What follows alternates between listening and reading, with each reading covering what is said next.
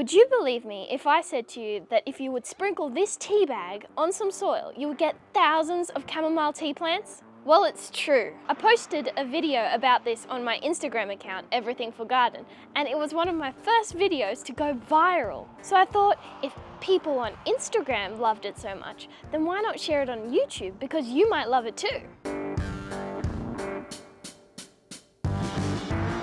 I use the brand Narada Tea Organics, and it works every time. You can get these tea bags in Coles or Woolies, and you get a box, which is 45 tea bags, for about $6. Out of one tea bag, I got 4,000 seedlings. How did I get that? Well, I calculated how many seedlings was in 1 centimetre squared, which was 40 seedlings. And then the container was 10 centimetres by 10 centimetres, which makes the whole container should have roughly 4,000 seedlings. Which to me is absolutely crazy, because gardening websites that sell chamomile seeds, they sell about 500 seeds for about $1.50. So do the maths, you're saving a lot of money if you're using tea bags. Now you may be asking to yourself, why does this even work? Well, it's because the packet of chamomile, the chamomile tea is made out of flowers, and the flowers contain the seeds. And the seeds is exactly what you want to be planting chamomile. So, how do you plant chamomile? Simple, I'll teach you. Get your tea bag, grab a pot and fill it up with soil. Now once it's full with soil, open up your tea bag and sprinkle it on the surface.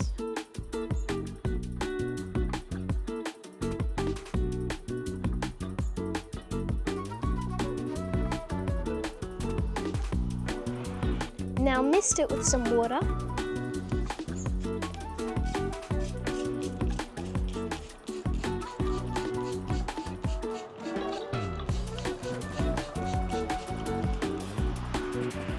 But it doesn't just stop there. I've had really interesting experiences.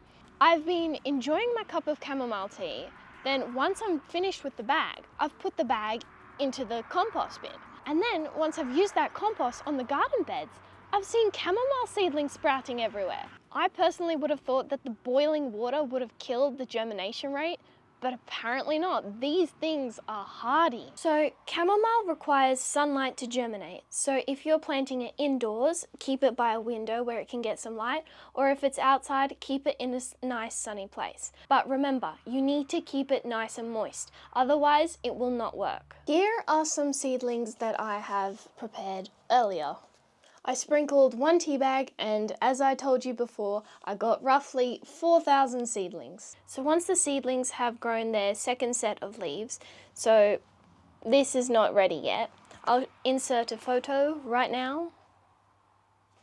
Once they're big enough, you can separate them into a bigger pot and let them grow a bit longer if you're in a cool area like I am here in Tasmania. I'm in my atrium where I'm growing all my seedlings back here. But once they're a decent seedling size, again, I've got a photo right here, you can sow them straight into your veggie garden, or you can sow them in a large pot, like a 20-litre pot. Chamomile plants prefer full sun, but not too hot, and they need a good amount of water. So spring to early summer is the best time to sow them. They are relatively easygoing plants and don't need much fertilizer at all. In fact, I've never actually fertilized them. Now, it is an annual plant, which means it will die every year, but if you've sown them into a garden bed, you will notice next spring, or even before that, some chamomile plants popping up, because not all the time you can get every single chamomile flower to harvest. You sometimes miss one and it falls down to the ground, and then you get new chamomile plants. So they are self-sowing. Some people get annoyed with this and don't like unwanted chamomile plants, but I particularly love it. I think you can't get enough chamomile. Now, to harvest chamomile.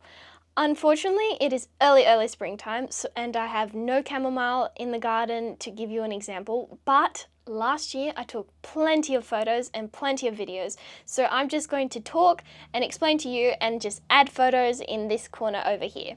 So the best time to harvest chamomile is in the early morning, just after the dew has dried. So why is this? It's because the plant has the highest medicinal properties and essential oils in the morning. Now regarding to size of the flower, you would like a big flower with the petals just about as if it's just about to drop. That's when you know that they're ready. So all you do is just pluck them off, harvest a bunch of flowers. You can use this already fresh in your tea, which is actually a slightly different flavor to when chamomile is dried and then put in tea. So have an experiment. See if you prefer fresh chamomile to dried chamomile. But I like to dry chamomile because then you can save it and have it all year round. Now drying, you can do it in a dehydrator or you can do it even in the sun. I've heard things that drying things in the sun might be more beneficial for you, but I'm not exactly sure. I need to do more research about that. So that's basically it. Harvest your chamomile once it's ready and then brew them in your tea and enjoy. Chamomile is amazing. It is so good for you. It aids in digestion, helps with anxiety, it's full of antioxidants and anti-inflammatory properties. The list is endless. But not only is it good for you, it's great for your garden. Your bees and your pollinators will absolutely love it. It brings a pop to the garden. And what's better than enjoying a fresh cup of chamomile tea that's organically grown straight from your garden? So I encourage you to go and give this a try. Go grab a chamomile tea bag, sprinkle it on some soil, mist it with some water, and see what happens. Thank you for watching this video to the end. Don't forget to hit the subscribe button, smash the like button, comment down below, and share with your friends. Happy gardening, and I'll see you next time.